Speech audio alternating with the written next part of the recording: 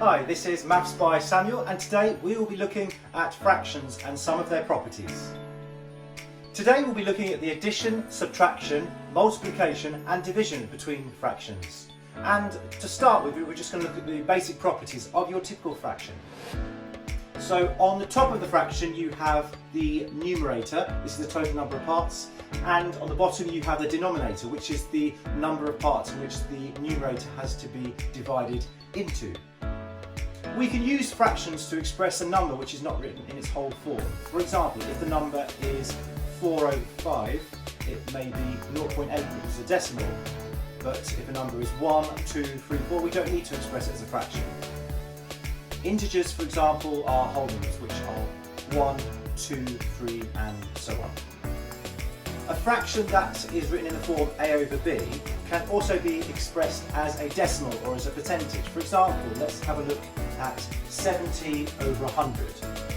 It can also be written as 0.7, which is when you divide 70 by 100, or it can also be expressed as a percentage. So we do 70 over 100 times 100 equals 70%.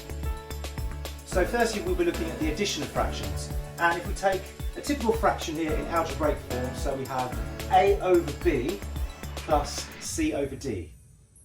Now, one very important rule in the addition of fractions is the denominator has to be the same on the base of the fraction. So we have a over b, we have to get the denominator to be the same as on c over d. So we have to have AD over BD plus CB over BD. And therefore we can write the equation as AD plus CB all over BD. Now to start with, we'll look at a simple example. So we'll have a look at 2 over 3 plus 3 over 6. Now you see the denominator is not the same, so we have to multiply one of the fractions through by a factor. In this case we'll do it by 2. So we get 4 over 6 plus 3 over 6. So now the denominator is the same, we can just add straight through, and we get 7 over 6, which is our answer.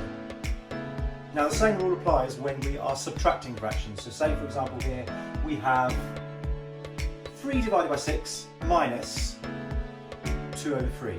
So it becomes 3 over 6 minus 4 over 6, which of course equals negative 1 over 6. Now if we look at the multiplication of two or more fractions, so we start with two fractions here, it's a little bit more straightforward. So we have a fraction typically in the form a over b, c over d. It does not matter if the denominator is not the same, we simply just multiply through. So our new fraction will become a times c, all divided by b times d.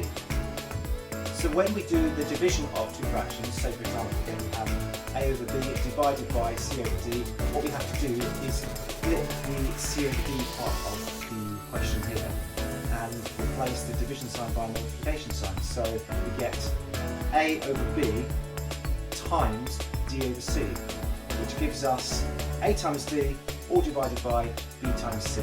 So if we do an example with division here, we look at a fraction, we have 2 over 5 divided by 3 over 2, which becomes 2 over 5 times 2 over 3.